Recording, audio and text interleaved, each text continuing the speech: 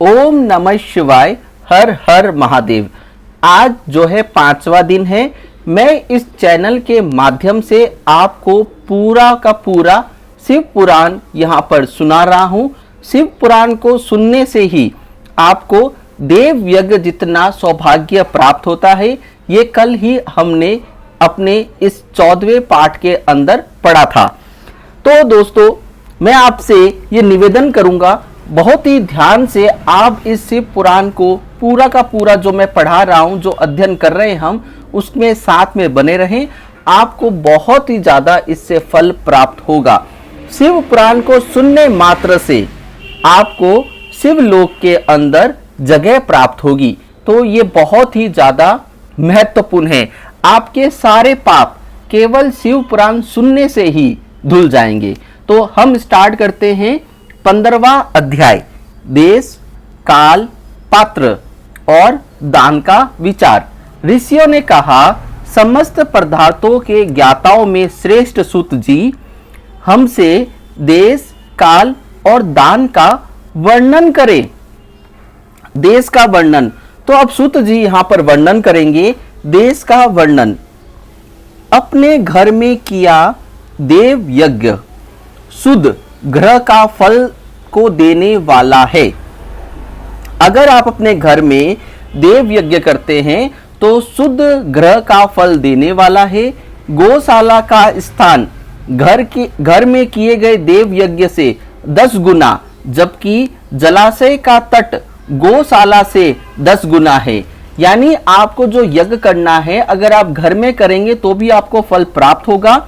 गौशाला में यह देव यज्ञ आपको 10 गुना फल देगा और जलाशय का तट गौशाला से भी 10 गुना आपको फल देगा। एवं जहां पर तुलसी बैल एवं पीपल वृक्ष का मूल हो, वह स्थान जलाशय तट से भी 10 गुना महत्व देने वाला है।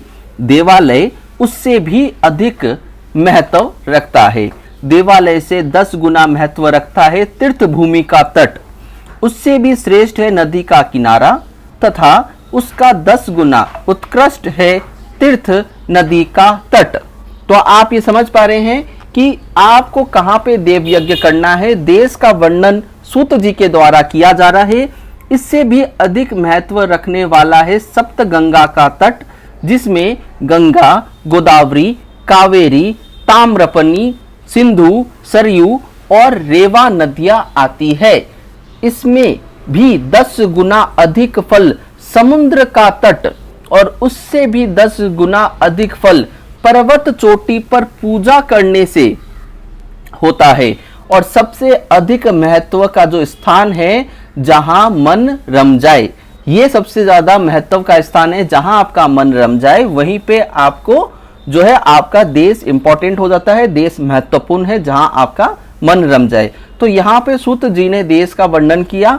अब सूत जी काल का वर्णन करेंगे। सतयुग में यज्ञ, दान आदि से संपूर्ण फलों की प्राप्ति होती है। त्रेता में तिहाई, द्वापर में आधा, कलयुग में इससे भी कम फल प्राप्त होता है। परंतु आपका हृदय शुद्ध है। शुद्ध हृदय से किया गया पूजन फल देने वाला होता है।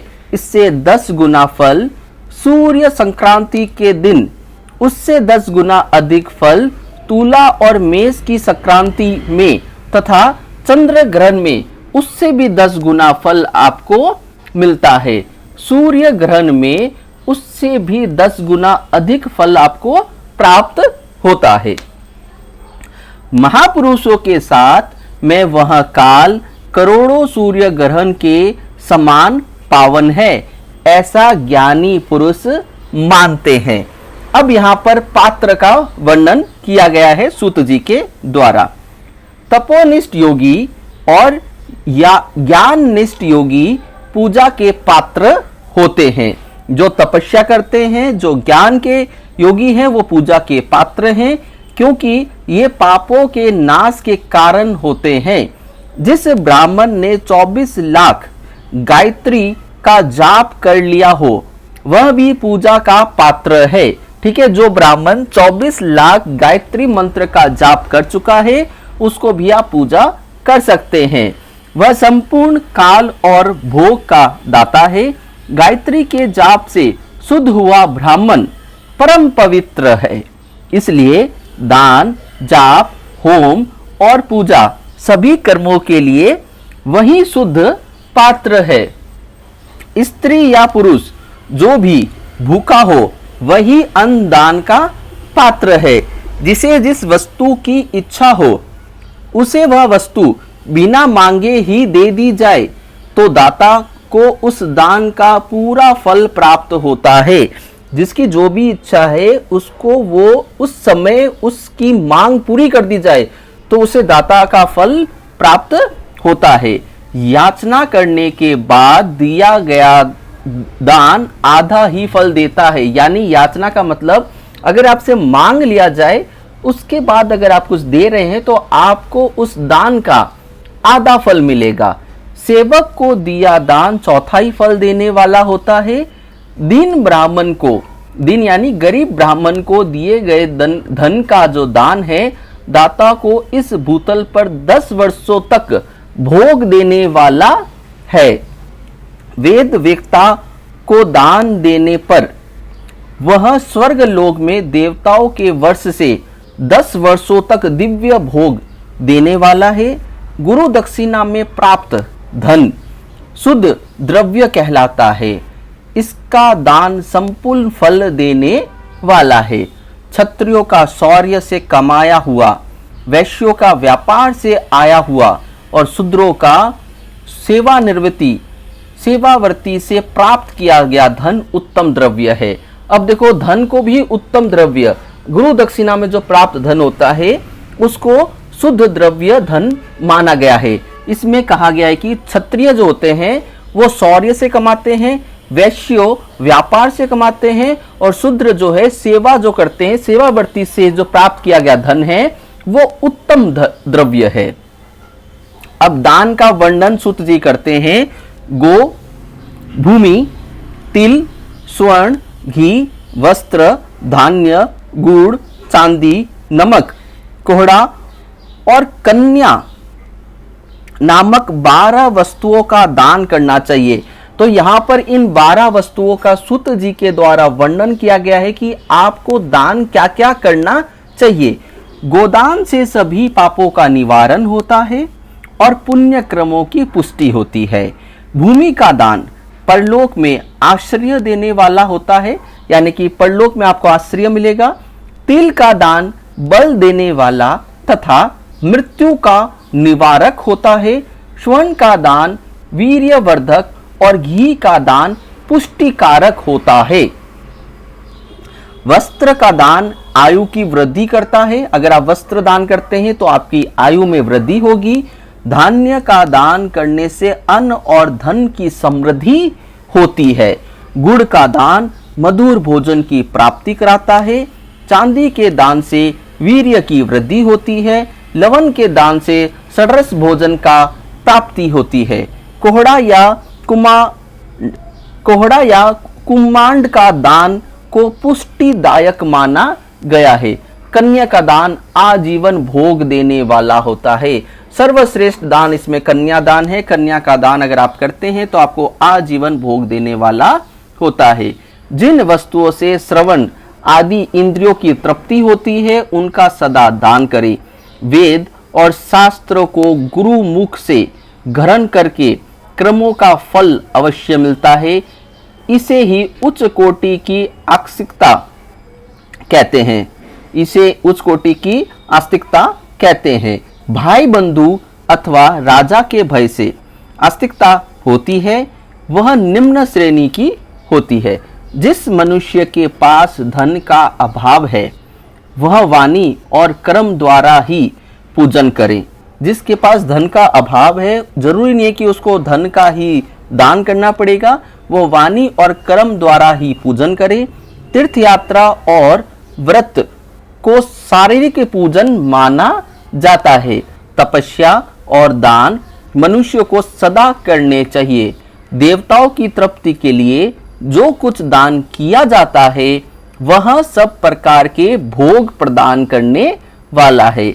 इससे इस लोक और परलोक में उत्तम जन्म तथा सदा सुलभ होने वाला भोग आपको प्राप्त होगा।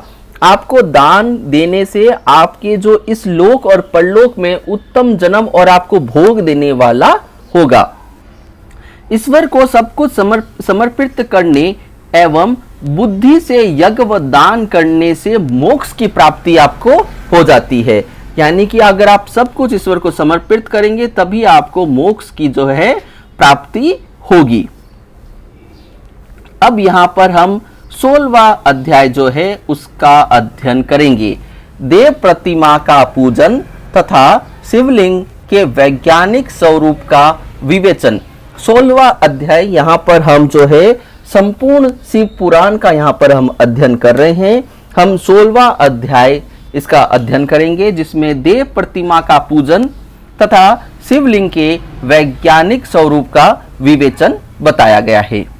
ऋषियों ने पूछा, साधु शिरोमणि सुत जी, हमें देव प्रतिमा के पूजन की विधि बताइए जिससे अभिष्ट फल की प्राप्ति होती है। सुत जी बोले, हे महर्षियों, मिट्टी से बनाई हुई प्रतिमा का पूजन करने से पुरुष स्त्री सभी के मनोरथ सफल हो जाते हैं। तो सूत जी ने क्या बताया? ऋषियों ने पूछा सूत जी से कि देव पूजन की विधि बताओ।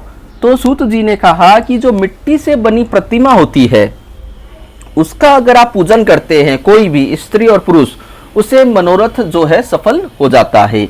इसके लिए नदी, तालाब, कुआं या जल के भीतर की मिट्टी लाकर सुगंधित द्रव्य से उसे शुद्ध करें। उसके बाद दूध डालकर अपने हाथ से सुंदर मूर्ति बनाएं। पद्मासन द्वारा प्रतिमा का आदर सहित जो है पूजन करें। गणेश, सूर्य, विष्णु, शिव, पार्वती की मूर्ति एवं शिवलिंग का सदैव पूजन करें। संपूर्ण मनोरथों की सिद्धि के लिए 16 उपचारों द्वारा पूजन करें। किसी मनुष्य द्वारा स्थापित शिवलिंग पर एक शेर नैवेद्य से पूजन करें। देवताओं द्वारा स्थापित शिवलिंग को 3 शेर नैवेद्य अर्पित करें तथा स्वयं प्रकट हुए शिवलिंग का पूजन 5 शेर नैवेद्य से करें। इससे आपको अभिष्ट फल की प्राप्ति होती है। तो सूत जी के द्वारा इस अध्याय में बताया जा रहा है कि देव प्रतिमा का किस तरीके से आपको पूजन करना चाहिए। इस प्रकार सहस्त्रवार पूजन करने से सत्यलोक की प्राप्ति होती है। 12 अंगुल चौड़ा और 25 अंगुल लंबा यह लिंग का प्रमाण है और 15 अंगुल ऊंचा लोहे या लकड़ी से बनाए हुए पत्र का नाम शिव है। इससे अभिषेक से आत्म शुद्धि, गंध चढ़ाने से पुण्य, नैवेद्य चढ़ाने से आयु तथा धूप चढ़ाने से धन की प्राप्ति होती है।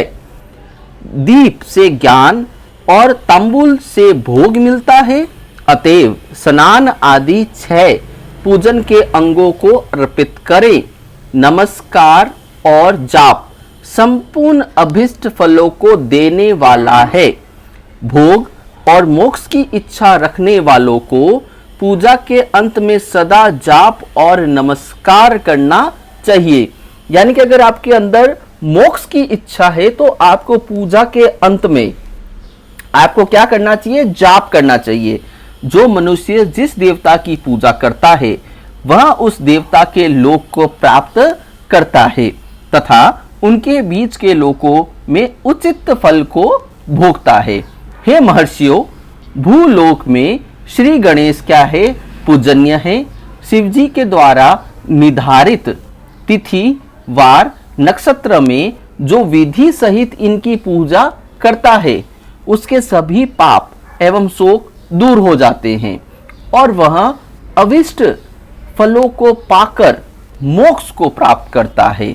यदि मध्याह्न के बाद तिथि का आरंभ होता है तो रात्रि तिथि का पूर्व भाग पितरों के श्राद्ध आदि क्रम में बहुत उत्तम होता है तथा बाद का जो भाग है दिन के समय देव कर्म के लिए अच्छा होता है।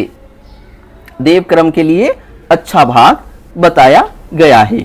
वेदों में पूजा शब्द को ठीक प्रकार से परिभाषित नहीं किया गया।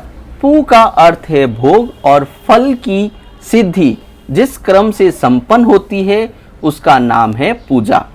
मनोवांछित वस्तु तथा ज्ञान अभिष्ट वस्तुएं हैं। लोक और वेद में पूजा शब्द का अर्थ विख्यात है। नित्य कर्म भविष्य में फल देने वाले होते हैं। लगातार पूजन करने से शुभ कामनाओं की पूर्ति होती है तथा पापों का क्षय होता है। अगर आप लगातार पूजा करते हैं, पूजन करते हैं, तो आपके जो पाप है, आपने जितने भी पाप किए हैं, आपके पापों में कमी होती है। इसी प्रकार श्री विष्णु भगवान तथा अन्य देवताओं की पूजा उन देवताओं के वार, तिथि, नक्षत्र को ध्यान में रखते हुए तथा 16 उपचारों से पूजन एवं भजन करने से अभिष्ट फल की प्राप्ति होती है। यानी कि देखो, अगर आप सही तिथि और नक्षत्र में 16 उपचारों से पूजन करते हैं तो आपको फल की जो प्राप्ति है वो जरूर होगी। शिव जी सभी मनोरथों को पूर्ण करने वाले हैं। महाआद्र नक्षत्र अर्थात माघ कृष्ण चतुर्दशी को शिव जी का पूजन करने से आयु की वृद्धि होती है। ऐसे ही और भी नक्षत्रों, महीनों तथा वारों में शिव जी की पूजा व भोजन, भोग और मोक्ष देने वाला है। कार्तिक मास में देवताओं का भजन विशेष फलदायक होता है। विद्वानों के लिए यह उचित है कि इस महीने में सभी देवताओं का भजन करें। तो सबसे जो आपका महीना है, सबसे अच्छा फलदायक महीना कौन सा है? कार्तिक मास है। कार्तिक मास में आपको भजन करने पर विशेष फल मिलता है। संयम व नियम से जाप, तप, हवन और दान करें, क्योंकि कार्तिक मास में देवताओं का भजन सभी दुखों को दूर करने वाला होता है। अगर आप कार्तिक मास में देवताओं का भजन करेंगे तो आपके सभी दुख जो हैं वो दूर होंगे।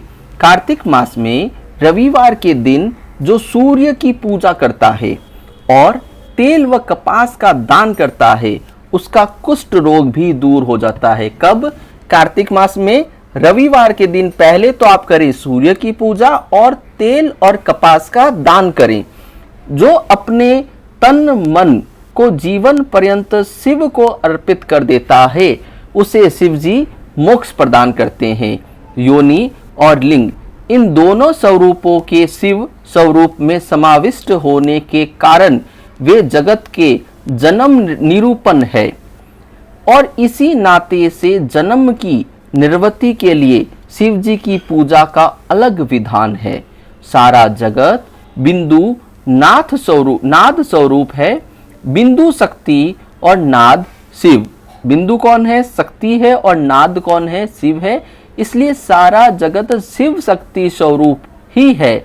नाद बिंदु का और बिंदु इस जगत का आधार है। आधार में ही आद्य का समावेश अथवा लय होता है। यही सरलीकरण है। इस सरलीकरण की स्थिति में ही सृष्टि काल में जगत का आरंभ हुआ है। शिवलिंग बिंदु नाद स्वरूप है। अंत इस जगत का कारण बताया जाता है। बिंदु देव है और नाद शिव, इनका संयुक्त रूप शिवलिंग कहलाता है। अंतः जन्म के संकट से छुटकारा, अगर आपको जन्म मृत्यु के संकट से छुटकारा पाने के लिए शिवलिंग की पूजा आपको करनी चाहिए। बिंदु रूपा देवी उमा माता है और नाद स्वरूप भगवान शिव आपके पिता है। इन माता पिता के पूजित होने से परमानंद की प्राप्ति होती है। तो आपको, अगर आप शिव शक्ति की पूजा करते हैं तो आपको परम आनंद की प्राप्ति होगी। देवी उमा जगत की माता है और शिव जो है वो जगत के पिता हैं। जो इनकी सेवा करता है या करेगा उस पुत्र पर इनकी कृपा नित्य बढ़ती रहती है। यानी कि सिंपल सी बात में इस शिव पुराण में आपको समझाया गया है, अगर आप शिव शक्ति की नृत्य यानी कि शिव शक्ति की आप लगातार पूजा करेंगे तो वो अपने पुत्र पर कृपा जरूर बरसाएंगे। वह पूजक पर कृपा करके उसे अपना आंतरिक ऐश्वर्य प्रदान करते हैं। अंततः शिवलिंग को माता पिता का स्वरूप मानकर पूजा करने से आंतरिक आनंद की प्राप्ति होती है। गर्भ भर्ग शिव पुष्प रूप है और भर्गा शक्ति प्रकृति कहलाती है, यानी कि पुरुष जो है वो शिव है और भृगा शक्ति जो कि स्त्री है। पुरुष आदि गर्भ है क्योंकि वही जगत का जनक है। प्रकृति में पुरुष का संयोग होने से होने वाला जन्म उसका प्रथम जन्म कहलाता है। जीव पुरुष से बारंबार जन्म और मृत्यु को प्राप्त होता है। माया द्वारा प्रकट किया जाना ही उसका जन्म कहलाता है। जीव का जो शरीर है वो जन्म काल में 6 विकारों से युक्त होता है, इसलिए इसे जीव की संज्ञा दी गई है। जन्म लेने से प्राणी विभिन्न पाशों अर्थात बंधनों में पड़ता है। वह जीव है। जीव पशुता के पास से जितना छूटने का प्रयास करता है उसमें उतना ही उलझता रहता है। तो ये बात भी बताई गई है कि जीव का जन्म जब होगा तो वो बंधनों में पड़ा रहेगा। जीव पशुता के जितना छूटने का प्रयास करेगा उतना उसमें उलझता रहेगा। कोई भी साधन जीव को जन्म मृत्यु के चक्र से मुक्ति नहीं कर पाते। शिव के अनुग्रह से ही महामाया का प्रसाद जीव को प्राप्त होता है और मुक्ति मार्ग पर अग्रसर होता है। जन्म मृत्यु के बंधन से मुक्त होने के लिए श्रद्धा पूर्वक शिवलिंग का पूजन करना चाहिए। जन्म मृत्यु के बंधन से अगर आपको मुक्ति चाहिए तो आप अपने श्रद्धा पूर्वक शिवलिंग जो कि आपके माता पिता की तरह आपको उनकी पूजा करनी चाहिए। गाय के दूध, दही और घी, शहद, शक्कर के साथ मिलाकर आपको एक तो पंचामृत तैयार करें। पंचामृत तैयार करके तथा इन्हें अलग अलग भी रखें। पंचामृत से शिवलिंग का अभिषेक व स्नान करें। दूध व अन्न मिलाकर नैवेद्य तैयार करें। प्रणव मंत्र का जाप करते हुए भगवान शिव को अर्पित कर दे। प्रणव को ध्वनि लिंग, समयभूलिंग और नाद स्वरूप होने के कारण नादलिंग तथा बिंदु स्वरूप होने के कारण बिंदु लिंग के रूप में प्रसिद्धि प्राप्त है। अचल रूप से प्रतिष्ठित शिवलिंग को मकार स्वरूप माना जाता है, इसलिए वह मकार लिंग कहलाता है। सवारी निकालने में उकार लिंग का उपयोग होता है। पूजा की दीक्षा देने वाले गुरु आचार्य विग्रह आकार का प्रतीक होने से अकार लिंग के 6 भेद हैं। इनकी नित्य पूजा करने से साधक जन्म मृत्यु से मुक्त हो जाता है।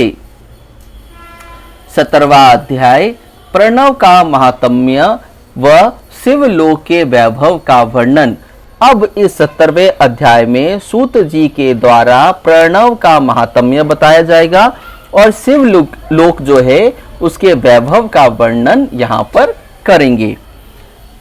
ऋषि मुनि बोले, महामुनि आप हमें प्रणव मंत्र जो है उसका महात्म्य तथा शिव की भक्ति पूजा का विधान सुनाइए। तो सबसे पहले सूत जी के द्वारा प्रणव का महात्म्य बताया गया है, जिसको आप ध्यान से सुने। सूत जी ने कहा, महर्षियों आप लोग तपस्या के धनी हैं तथा आपने मनुष्यों की भलाई के लिए बहुत ही सुंदर प्रश्न किया है। मैं आपको इसका उत्तर सरल भाषा में दे रहा हूं। प्रकृति से उत्पन्न संसार रूपी महासागर का नाम है प्रणव। इससे पार करने के लिए नौका स्वरूप है। प्रणव अगर जो समुद्र महासागर है उसको पार करने के लिए नौका स्वरूप है, इसलिए ओंकार को प्रणव की संज्ञा दी गई है। ओंकार को प्रणव की संज्ञा दी गई है। प्रपंच न नहीं है, वह तुम्हारे लिए। इसलिए ओम को प्रणव नाम से जाना जाता है। अर्थात प्रणव वह शक्ति है जिससे जीव के लिए किसी प्रकार का भी प्रपंच अथवा धोखा नहीं है। यह प्रणव मंत्र सभी भक्तों को मोक्ष देता है, यानी कि प्रणव मंत्र से आपको मोक्ष की प्राप्ति होगी। मंत्र का जाप तथा इसकी पूजा करने वाले उपासकों को यह नूतन ज्ञान देता है। माया रहित महेश्वर को भी नव अर्थात नूतन कहते हैं। वे परमात्मा के शुद्ध स्वरूप हैं। प्रणव साधक को नया अर्थात शिव स्वरूप देता है, इसलिए विद्वान इसे प्रणव नाम से जानते हैं, क्योंकि यह नव दिव्य परमात्मा ज्ञान प्रकट करता है, इसलिए इसको प्रणव कहा गया है। प्रणव के दो भेद हैं, एक तो स्थूल और सूक्ष्म। ओम जो है वो सूक्ष्म प्रणव व नमः शिवाय यह पंचाक्षर मंत्र स्थूल प्रणव है। तो प्रणव मंत्र कौन सा हुआ? ओम नमः शिवाय। जीवन मुक्त पुरुष के लिए सूक्ष्म प्रणव के जाप का विधान है, क्योंकि यह सभी साधनों का सार है। देह का विलय होने तक सूक्ष्म प्रणव मंत्र का जाप अर्थभूत परमात्मा का अनुसंधान करता है। जीवन नष्ट होने पर ब्रह्म स्वरूप शिव को प्राप्त करता है। अगर आप के अंतिम समय में आप जो है प्रणव मंत्र का जाप करते हैं तो आप शिव को प्राप्त करेंगे। इस मंत्र का 36 करोड़ बार जाप करने से मनुष्य योगी हो जाता है। 36 करोड़ बार आपको प्रणव मंत्र अगर आप जाप करेंगे तो आप योगी हो जाते हैं। यह अकार, उकार, मकार, बिंदु और नाद सहित अर्थात अ, ओं, म 3 दीर्घ अक्षरों और मात्राओं सहित प्रणव होता है, जो योगियों के हृदय में निवास करता है। यही सब पापों का नाश करने वाला है। अ शिव है, ओम शक्ति और मकार इनकी एकता है। पृथ्वी, जल, तेज, वायु और आकाश 5 भूत तथा शब्द, स्पर्श आदि 5 विषय कुल मिलाकर 10 वस्तुएं मनुष्य की कामना के विषय हैं। इनकी आशा मन में लेकर जो क्रमों का अनुष्ठान करते हैं वे पर्वती मार्गी कहलाते हैं, तथा जो निष्काम भाव से शास्त्रों के अनुसार कर्मों का अनुष्ठान करते हैं वे निर्वृत्त मार्गी हैं। वेद के आरंभ में तथा दोनों समय की संध्या वंदना के समय सबसे पहले उकार का प्रयोग करना चाहिए। प्रणव के 9 करोड़ जाप से पुरुष जो है वो शुद्ध हो जाता है, फिर 9 करोड़ जाप से पृथ्वी की, फिर इतने ही जाप से तेज की, और फिर 9 करोड़ जाप से वायु की, और फिर 9 करोड़ जाप से गंध की सिद्धि होती है। ब्राह्मण सहस्त्र ओंकार मंत्रों का रोजाना जाप करने से प्रबुद्ध व शुद्ध योगी हो जाता है। फिर जितेंद्रिय होकर 5 करोड़ का जाप करता है तथा शिवलोक को प्राप्त हो जाता है। यानी कि इस शिव पुराण में आपको सिंपल एक मंत्र बताया गया है। ओम नमः शिवाय का अगर आप जाप करेंगे तो आपको शिवलोक की प्राप्ति हो जाएगी। क्रिया जो जिसको प्रणव मंत्र कहा गया है, क्रिया तप और जाप के योग से शिव योगी 3 प्रकार के होते हैं। धन और वैभव से पूजा सामग्री एकत्र कर अंगों से नमस्कार आदि करते हुए इष्ट देव की प्राप्ति के लिए जो पूजा में लगा रहता है वह क्रिया योगी कहलाता है। पूजा में संलग्न रहकर जो परिमित भोजन करता है एवं ब्रह्मा इंद्रियों को जीतकर वश में करता है, वो तपोयोगी कहलाता है। सभी सद्गुणों से युक्त होकर सदा शुद्ध भाव से समस्त कार्य एवं शांत हृदय से निरंतर जो जाप करता है वह जप योगी कहलाता है। जो मनुष्य 16 उपचारों से शिव योगी महात्माओं की पूजा करता है वह शुद्ध होकर मुक्ति को प्राप्त करता है। अब जो है सुत जी जप योग का वर्णन यहाँ पर करेंगे। ऋषियों, मैं तुमसे जप योग का वर्णन करता हूं।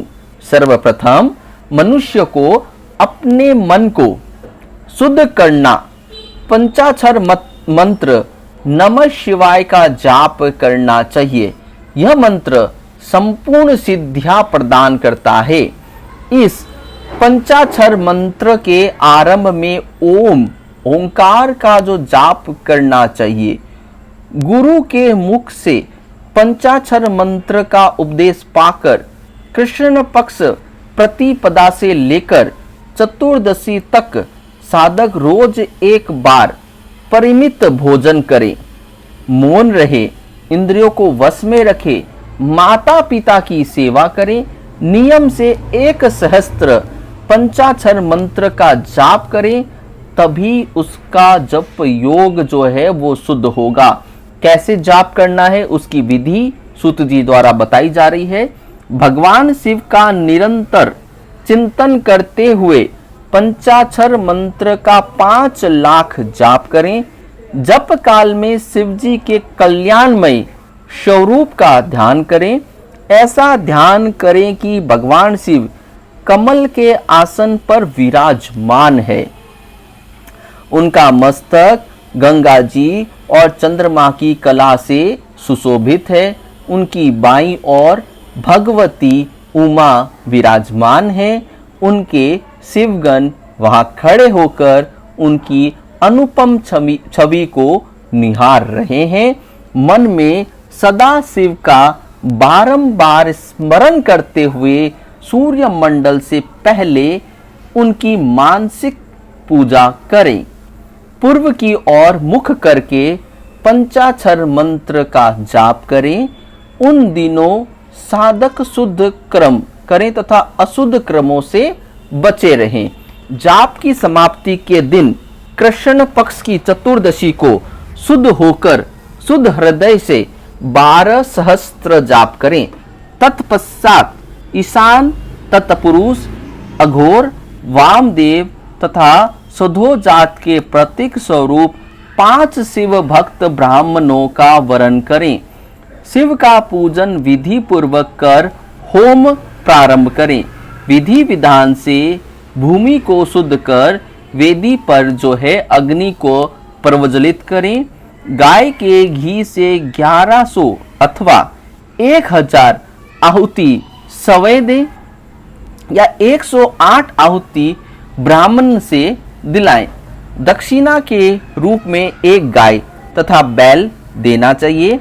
प्रत्येक स्वरूप 5 ब्राह्मणों के चरणों को धोए तथा उस जल से मस्तक को सींचे। ऐसा करने से अनगिनत तीर्थों में तत्काल स्नान का फल आपको प्राप्त होता है। इसके उपरांत ब्राह्मणों का भरपूर भोजन कराकर देवेश्वर शिव की प्रार्थना करें। फिर 5 लाख जाप करने से समस्त पापों का नाश होता है। पूर्ण 5 लाख जाप करने पर भूतल में सत्यलोक तथा 14 भुवनों का अधिकार आपको प्राप्त हो जाता है। क्रम, माया और ज्ञान माया का तात्पर्य। माँ का अर्थ है लक्ष्मी, उससे क्रम योग प्राप्त होता है, इसलिए यह माया अथवा क्रम माया कहलाती है। इसी के ज्ञान भोग से प्राप्ति होती है, इसी से आपको क्या होगा, ज्ञान भोग की प्राप्ति होगी, इसलिए इसे माया या ज्ञान माया भी कहते हैं। माँ का अर्थ क्या है, लक्ष्मी। उपयुक्त सीमा से नीचे नश्वर भोग है और ऊपर नित्य भोग है। नश्वर भोग में जीव सकाम क्रमों का अनुसरण करता हुआ विभिन्न योनियों में व लोकों में चक्कर काटता है। बिंदु पूजा में तत्पर रहने वाले उपासक नीचे के लोकों में घूमते हैं। निष्काम भाव से शिवलिंग की पूजा करने वाले ऊपर के लोक में जाते हैं। नीचे कर्मलोक है, यहाँ सांसारिक जीव रहते हैं। ऊपर ज्ञान लोक है, जिसमें हमेशा आपके मुक्त पुरुष रहते हैं और आध्यात्मिक उपासना करते हैं। तो ये क्रम माया के बारे में बताया।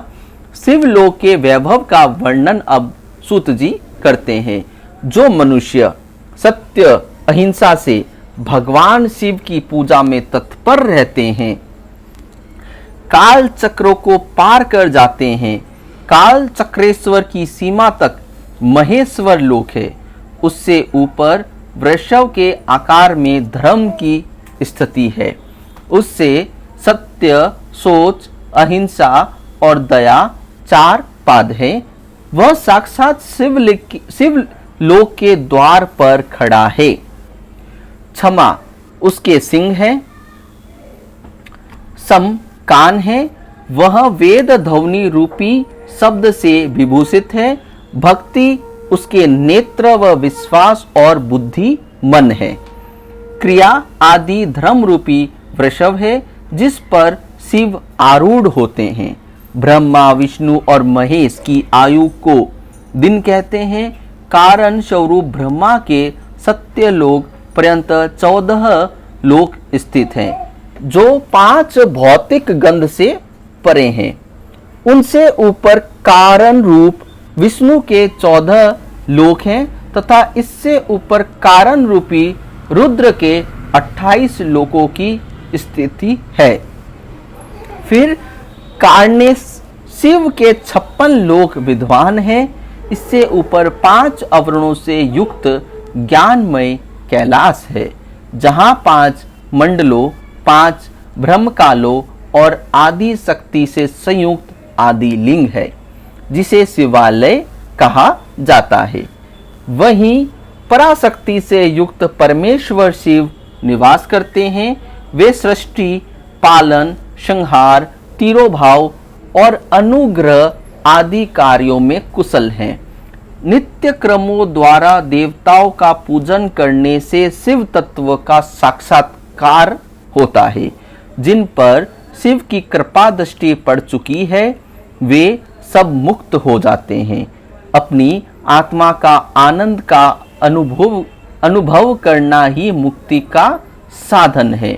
जो पुरुष क्रिया, तप, ज्ञान और ध्यान रूपी धर्मों से शिव का साक्षात्कार करके मोक्ष को प्राप्त कर लेता है, उसके अज्ञान को भगवान शिव दूर करते हैं। शिव भक्ति का सत्कार। साधक 5 लाख जाप करने के पश्चात भगवान शिव की प्रसन्नता के लिए महाभिषेक एवं नैवेद्य से शिव भक्तों का पूजन करें। भक्त की पूजा से भगवान शिव बहुत प्रसन्न होते हैं। शिव भक्त का शरीर शिव रूपी ही है। जो शिव के भक्त हैं और वेद की सारी क्रियाओं को जानते हैं, वे जितना अधिक शिव मंत्र का जाप करते हैं, उतना ही शिव सामीप्य बढ़ता है। शिव भक्त स्त्री का रूप पार्वती देवी का है तथा मंत्रों का जाप करने से देवी का सानिध्य प्राप्त हो जाता है। साधक स्वरूप शिव स्वरूप होकर पराशक्ति अर्थात पार्वती का पूजन शक्ति, बैर तथा लिंग का चित्र बनाकर तथा मिट्टी से इनकी आकृति का निर्माण करके प्राण प्रतिष्ठा कर इसका पूजन करें। शिवलिंग को शिव मानकर अपने को शक्ति रूप समझकर शक्ति लिंग को देवी मानकर पूजन करें। शिव भक्त शिव मंत्र रूप होने के कारण शिव के स्वरूप हैं। जो 16 उपचारों से उनकी पूजा करता है, उसे अभिष्ट फलों की प्राप्ति होती है। उपासना के उपरांत शिव भक्त की सेवा से विद्वानों पर शिवजी प्रसन्न होते हैं। 5, 10 या 100 सपंतिक शिव भक्तों को बुलाकर आदर पूर्वक जो है भोजन कराए। 5, 10 या 100 शिव भक्तों को बुलाकर आप आदर पूर्वक उनका भोजन कराएं। शिव भावना रखते हुए निष्कपट पूजा करने से भूतल पर फिर जन्म नहीं होता है। तो इस 17वें अध्याय में आपको इन सब चीज़ों के बारे में शिव पुराण में सूत जी के द्वारा बताया गया है। पूजा का महत्व, शिव लोक का वैभव का महत्व इसमें वर्णन किया गया है। प्रणव का महात्म्य आपको बताया गया है। 18वां अध्याय हम कल अध्ययन करेंगे। आप मेरे साथ बने रहें। आज हमारा 5वां दिन था। ओम नमः शिवाय। हर हर महादेव।